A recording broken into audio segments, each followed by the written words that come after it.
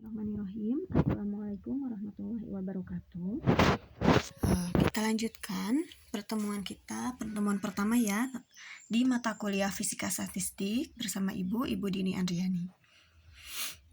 Baik, sebelum kita masuk ke materi, Ibu akan menjelaskan dulu silabusnya. Nah, prasyarat mata kuliah Fisika Statistik itu mahasiswa sudah mengontrak mata kuliah Matfi 1 dan 2, kemudian Fisika Modern, Mekanika, dan Termodinamika. Nah, tujuan Fisika Statistik ini yaitu untuk memberikan wawasan dan untuk memahami hubungan antara perilaku sistem partikel penyusun suatu zat secara mikroskopik dengan akibat yang ditimbulkannya pada skala makroskopik, serta menelaah sifat-sifat zat tersebut. Nah, penilaian di mata kuliah ini ada penilaian absensi, kemudian tugas, UTS, dan UAS. Pertemuan pertama kita akan membahas aturan perkuliahan, kemudian masuk ke pendahuluan, maaf ya, ini bukan fisika kuantum, maksudnya ini pendahuluan fisika statistik. Kemudian pertemuan kedua itu statistik Maxwell-Boltzmann dan konfigurasi penyusunan sistem klasik. Kemudian di pertemuan ketiga kita masuk ke statistik Maxwell-Boltzmann untuk menentukan parameter. Kemudian di pertemuan keempat kita masuk ke statistik Bose-Einstein, dan di pertemuan kelima masuk ke statistik Fermi-Dirac. Kemudian di pertemuan 6 kita akan mempelajari rapat keadaan sistem kuantum. Kemudian di pertemuan ke-7 kita akan mempelajari apa saja besaran-besaran gas jika ditinjau secara mikroskopik. Kemudian pertemuan selanjutnya, pertemuan 8 ya, kita akan masuk ke ujian tengah semester. Lalu di pertemuan selanjutnya kita akan membahas aplikasi dari distribusi Maxwell-Boltzmann, yaitu tentang atom magnetik dalam medan magnet dan vibrasi kisi dalam kristal. Kemudian di pertemuan 9 itu kita akan membahas aplikasi dari masih distribusi Maxwell-Boltzmann tapi tentang subpokok bahasan yang berbeda. Di sini di pertemuan ke-9 akan dibahas tentang Hoping dan prinsip ekipartisi energi. Kemudian di pertemuan 10 kita akan masuk ke aplikasi statistik Bose-Einstein. Kita akan mempelajari tentang radiasi benda hitam dan kapasitas kalor kristal. Nah, di pertemuan ke-11 kita masuk ke aplikasi Fermi-Dirac, yaitu mempelajari energi rata-rata elektron dan kapasitas kalor logam, kemudian emisi termionik. Kemudian di pertemuan 12 kita akan mempelajari termodinamika gas, yaitu entropi dan fungsi partisi Boltzmann. Dan pertemuan ke-13 kita masih di pokok bahasan termodinamika gas dengan subpokok bahasan yang berbeda, yaitu kita mempelajari energi bebas Helmholtz dan kapasitas kalor. Dan di pertemuan ke-14 masih pokok bahasannya yang sama, termodinamika gas dengan subpokok bahasan suseptibilitas paramagnetik kuantum. Nah, buku sumber yang dijadikan rujukan itu dari buku sumber Dr. Eng Mikrajudin Abdullah MSI tahun 2007, pengantar fisika statistik untuk mahasiswa yang dikeluarkan oleh ITB, kemudian Poynton, An Introduction to Statistical Physics for Students, kemudian Sear dan Salinger, Thermodynamics, Kinetic Theory and Statistical Thermodynamics. Baik, nah di fisika statistik ini apa sih latar belakang kenapa harus ada fisika statistik ya? Karena apa? Nah, di sini latar belakangnya muncul fisika statistik itu karena terdapat banyak kasus dalam studi fisika di mana perlakuan yang tepat dari sebuah sifat fisik sistem tertentu menjadi tidak praktis. Karena apa? Karena terlibatnya komponen dalam jumlah yang sangat besar. Karena kita meninjaunya secara mikroskopik, maka komponen yang ditinjaunya itu bukan komponen yang sedikit, tapi jumlah yang sangat besar. Sehingga harus ada perhitungan yang khusus untuk memperhitungkan komponen yang jumlahnya sangat besar tersebut. Nah, jumlah yang sangat besar maksudnya seperti apa? Nah, jumlah yang sangat besar maksudnya adalah seperti ini. Jadi sampelnya itu berupa sifat molekul gas. Nah, molekul gas pada suhu dan tekanan normal 1 cm², gas itu pada volume tertentu ya, luasan tertentu itu terdapat 2 kali 10 pangkat 19 molekul. Itu dalam tekanan normal ya. Nah, kemudian gas foton misalnya. di sini gasnya tanda kutip ya, jadi bukan gas tapi foton yang jumlahnya sangat banyak sehingga kita sebut gas gitu. Nah, foton ini muncul pada apa? Pada radiasi elektromagnetik dengan jumlahnya yang sangat banyak.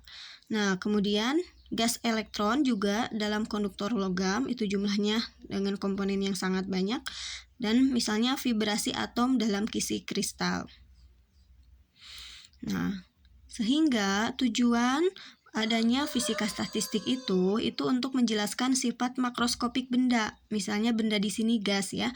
Dari sudut pandang apa? Dari sudut pandang mikroskopik tanpa melibatkan kalkulasi rinci dari gerakan masing-masing molekulnya.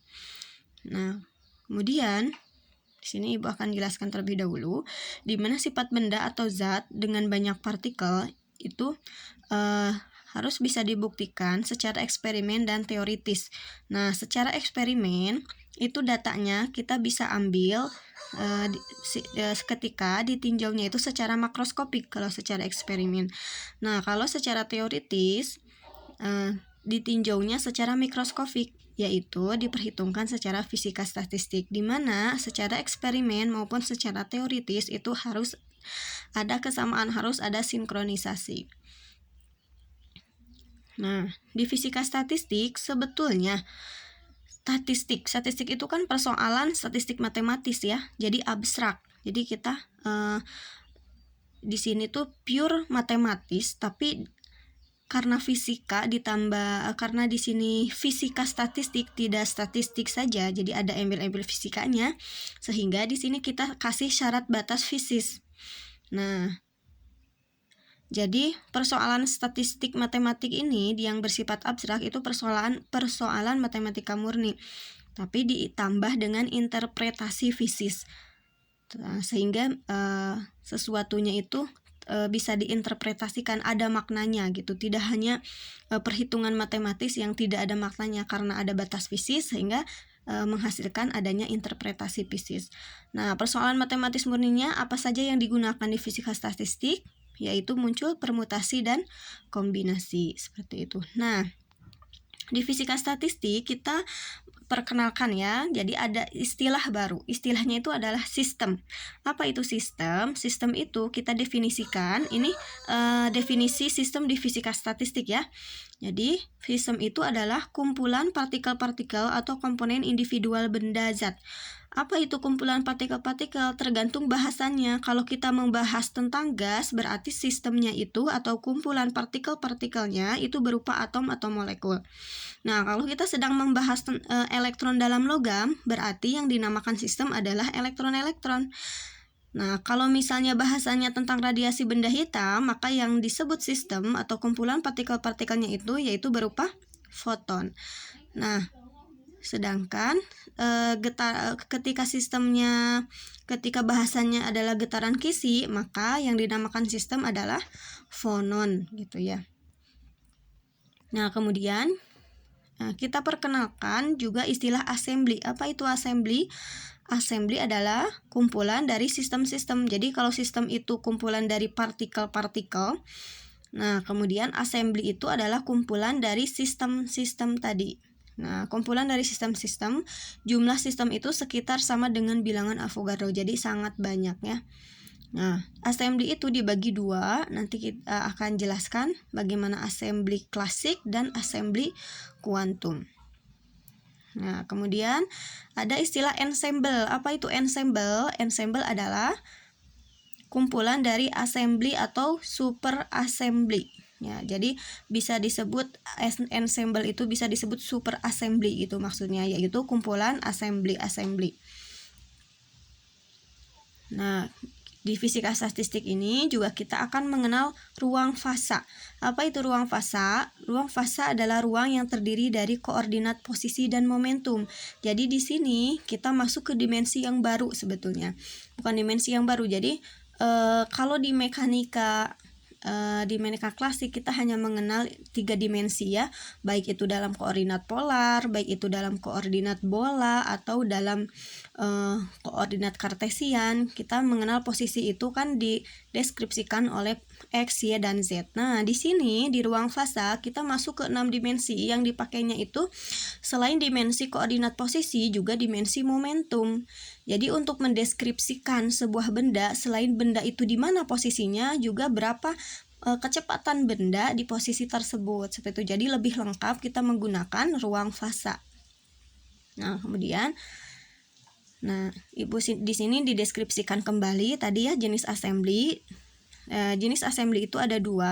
Assembly itu apa? Assembly adalah kumpulan dari sistem-sistem. Sistem itu apa? Kumpulan dari partikel-partikel. Nah, jadi jenis assembly di sini ada klasik dan assembly kuantum. Apa itu bedanya? Assembly klasik dan assembly kuantum. Nah, assembly klasik itu dia sistemnya memenuhi mekanika klasik. Ya, kemudian energinya kontinu, kemudian partikelnya terbedakan. Maksudnya partikelnya terbedakan itu, jadi ketika kita nanti akan menghitung partikelnya, jadi antara peluang kita mengambil satu partikel dengan mengambil partikel yang lain itu akan berbeda gitu. Jadi ada perbedaan. Nah, beda dengan nanti ketika kita menghitung menggunakan assembly kuantum di mana tidak terbedakan partikelnya. Jadi kemungkinan peluang untuk mengambil satu partikel itu karena tidak terbedakan itu jadi tidak terbedakan dengan yang lainnya. Jadi antar partikel itu tidak terbedakan. Nah, nanti itu akan berpengaruh ke perhitungan peluangnya ya. Kemudian tadi temanya assembly klasik ya tadi, energinya kontinu, partikelnya terbedakan, contohnya atom atau molekul. Nah, untuk yang memenuhi kriteria tersebut di mana tidak masih memenuhi mekanika klasik, energi kontinu, partikel terbedakan, maka distribusinya itu kita perhitungannya memakai statistik Maxwell-Boltzmann. Nah, kemudian kalau assembly kuantum di mana sistem memenuhi mekanika kuantum, kemudian tingkat energinya itu diskrit, nah dan partikelnya itu terbedakan, maka di sini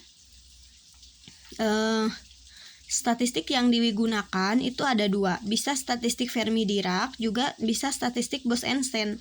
Nah, dibedakan lagi bagaimana yang menggunakan statistik Fermi-Dirac itu memiliki klasifikasi yang berbeda dengan Bose-Einstein. Kalau menggunakan statistik Fermi-Dirac itu contoh partikelnya dia fermion, ya, fermion, di mana fungsi gelombangnya itu antisimetrik, kemudian memenuhi prinsip eksklusi Pauli. Coba nanti dilihat lagi apa itu prinsip eksklusi Pauli ya. Kalau tidak salah ada di mata kuliah kimia juga ada ya. Nah, kemudian contoh partikelnya apa yang termasuk fermion itu elektron dan proton. Sedangkan untuk boson, untuk boson itu fungsi gelombangnya itu simetrik, kemudian tidak memenuhi prinsip eksklusi Pauli. Contoh partikelnya adalah foton dan fonon. Nah, yang memiliki kriteria atau karakteristik boson ini itu menggunakan statistik Bose-Einstein. Nah, ensemble, Ibu masih menjelaskan tadi ya istilah-istilahnya ini. Ya, ada istilah ensemble. Ensemble itu apa? Kumpulan dari assembly ya. Nah, kumpulan dari assembly itu kumpulan dari partikel-partikel. Nah, ensemble di sini, jadi kan tadi kumpulan apa? Kumpulan assembly ya. Jadi di sini ada kotak besar yang dindingnya itu berwarna hitam ya, yang ini. Jadi kotak ini, Nah, kotak ini itu satu assembly maksudnya, itu satu ensemble. Ensemble itu kan kumpulan assembly. Jadi kotak kecil ini dia assembly-nya. Di dalam assembly itu ada banyak sistem-sistem. Ini assembly. Jadi ada berapa assembly? Ada 9 assembly ya. Nah, jadi yang kotak kecil ini assembly-nya. Kumpulan assembly itu adalah ensemble. Nah, suhu, jumlah partikel, dan energi super assembly itu konstan. Jadi di sini karena dindingnya isolator, nah dinding ensemble-nya ini adalah isolator, sehingga kalau isolator itu sehingga jumlah suhu di sini ya T, suhunya itu, kemudian jumlah partikel N dan energinya itu konstan, jadi dijaga konstan. Kemudian memiliki assembly yang representatif. Representatif itu apa? Representatif itu bisa mewakili sampelnya, gitu. Jadi sampelnya itu bisa mewakili apa yang ingin, besaran apa yang ingin ditentukan. Nah, kemudian jenis ensemble. Nah, jenis ensemble itu ada ensemble mikrokanonik, kemudian ada ensemble kanonik, dan juga ada ensemble kanonik besar atau grand kanonik. Nah, ini penjelasan masing-masingnya ya. Apa itu ensemble kanonik, mikrokanonik, dan kanonik besar? Nah, di sini perbedaannya di apa? Nah, perbedaannya itu di batas dari ensemble-nya. Nah, kalau di mikrokanonik, dindingnya itu dinding antar ini ya. Jadi kalau ensemble-nya semuanya isolator ya. Kalau yang luarnya ini semuanya isolator, ensemble-nya. Nah, maksudnya ini dinding antar assembly. Nah, dinding antar assembly-nya itu berbeda. Nah, dindingnya. Kalau yang mikro ya. Kalau yang mikrokanonik, dindingnya itu tidak dapat dilewati partikel dan energi.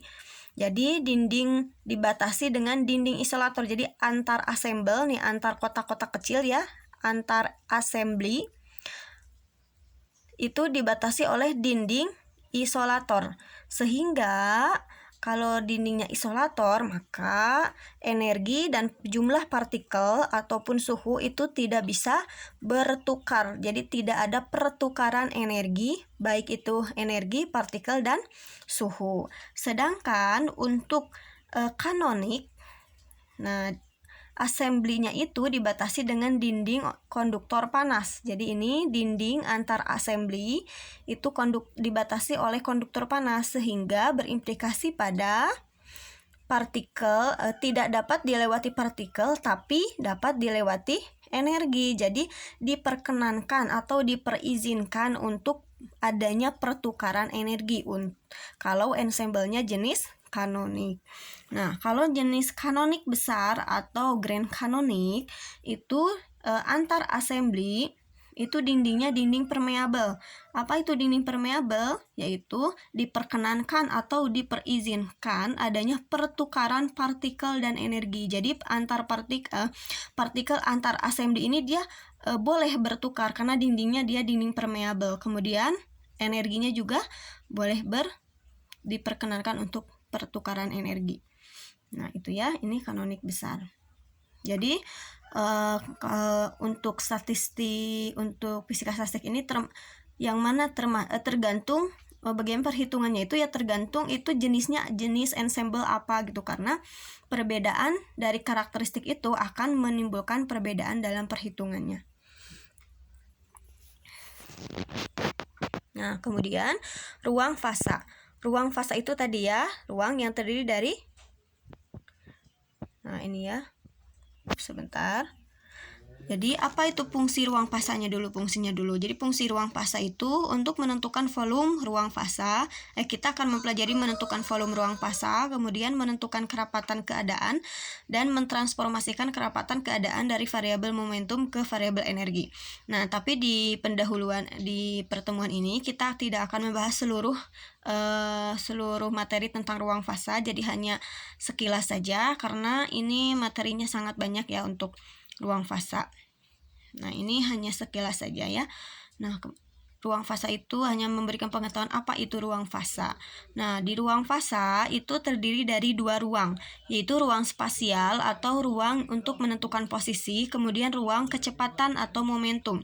Jadi intinya di ruang fasa ini si benda atau si partikel itu selain dideskripsikan dengan posisi, juga dia dideskripsikan oleh kecepatan. Jadi misalnya gini, partikel itu dengan di ruang fasa ini, selain di mana sih partikel itu? Oh, di posisi x, y, z gitu ya. Posisinya di sana. Nah, selain ada informasi posisi, juga bisa diketahui di ruang fasa ini bahwa di koordinat di posisi tersebut kecepatannya itu berapa, kecepatan terhadap posisi x, y, dan z-nya itu berapa, seperti itu. Jadi lebih lengkap. Nah, ini untuk ruang spasial atau posisi ya, ditentukan. Misalnya kita pakai koordinat kartesian, berarti dideskripsikannya itu dengan posisi X, Y, dan Z. Kemudian untuk ruang kecepatan atau momentum, berarti kecepatan di X, kecepatan di Y, dan kecepatan di Z. Nah, atau kalau ini kan ruang kecepatan. Nah, ruang kecepatan juga bisa juga bisa dipakai juga ruang momentum, karena kan momentum itu massa dikali kecepatan ya. Nah, ruang momentum massa di mana momentum adalah massa dikali kecepatannya. Nah, kembali ke ruang spasial. Nah, ruang spasial atau posisi yang dideskripsikan oleh posisi X, Y, dan Z kemudian memiliki elemen volume ruang spasial, elemen D, delta elemen ya, jadi kecil, elemen kecil, maka elemen dari volume ruang spasial, berarti kalau volume berarti dikalikan ya, panjang, lebar, kali tinggi. Kalau X dikali X kali Y kali Z, berarti kalau elemen dx, dy, dz. Nah, berarti kalau untuk elemen ruang kecepatan atau ruang momentum, berarti D volume ruang momentum dVP sama dengan dpx, dpy, dpz. Artinya volume ruang elemen volume ruang momentum itu sama dengan elemen momentum di sumbu X, elemen momentum di sumbu Y, dan elemen momentum di sumbu Z. Nah, sehingga ruang fasa itu didefinisikan oleh ruang spasial dan ruang kecepatan menjadi X, Y, Z, Px, Py, dan Pz. Nah, sehingga elemen volume ruang fasa itu menjadi D gamma sama dengan dx, dy, dz, dpx, dpy, dpz. Tuh elemen. Nah, ini ya. Jadi elemen ruang momentum itu dia ada 6 dimensi. Untuk posisinya X, Y, dan Z. Kemudian untuk kecepatannya ada Px, Py, Pz. Ya, jadi selamat datang di ruang 6 dimensi. Jadi kita akan sedikit rumit di sini perhitungannya, karena bukan rumit perhitungannya, tapi rumit nulisnya karena banyaknya sekali kita nulis satu elemen volume aja itu berderet ya, ada posisi dan ada momentum. Nah, nyatakan energi kinetik dalam ruang fasa. Nah, nanti ya itu kita akan pelajari nanti di pertemuan selanjutnya. Nah, ini masih pendahuluan ya. Jadi dari elemen gamma itu nanti kita gampang ya untuk untuk menyatakan tadi menyatakan energi kinetik dalam ruang fasa ya. Nah, N sistem dalam ruang fasa. Koordinat sistem N sistem itu artinya jumlah sistem ya, jumlah sistem dalam ruang fasa.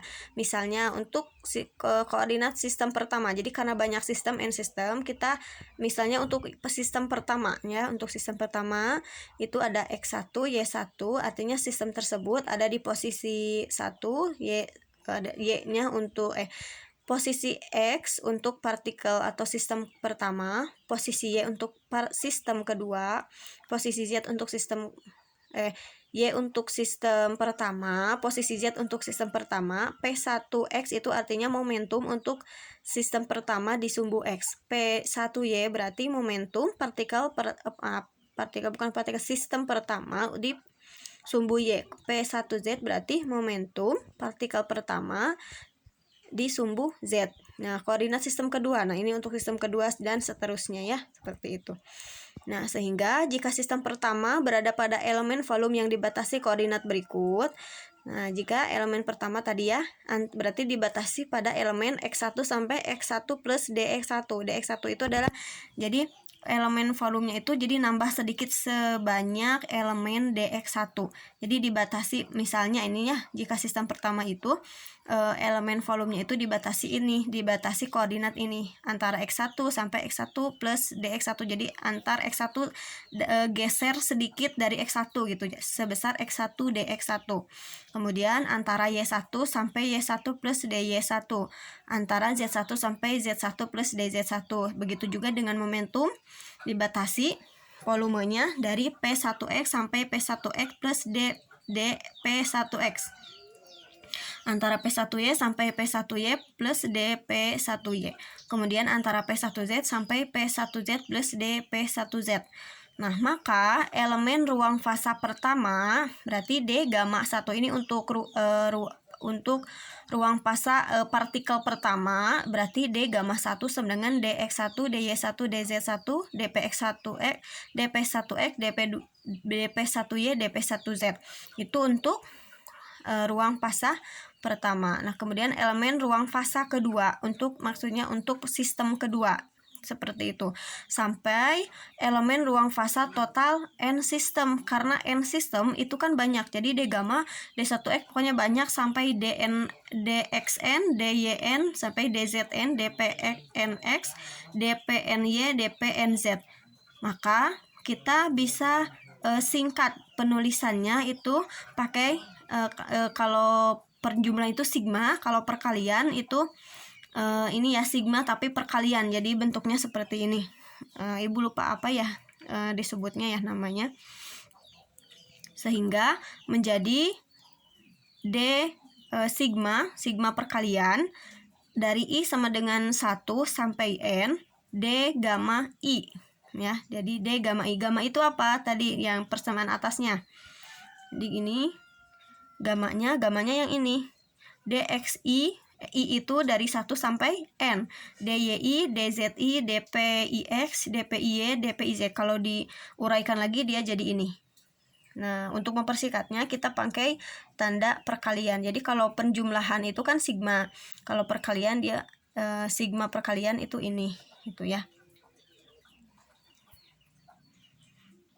Nah, baik, sudah selesai untuk materi pertama, bukan materi ya. Ini sih sebetulnya belum ke materi. Jadi ini hanya sekilas sekilas saja tentang fisika statistik seperti itu.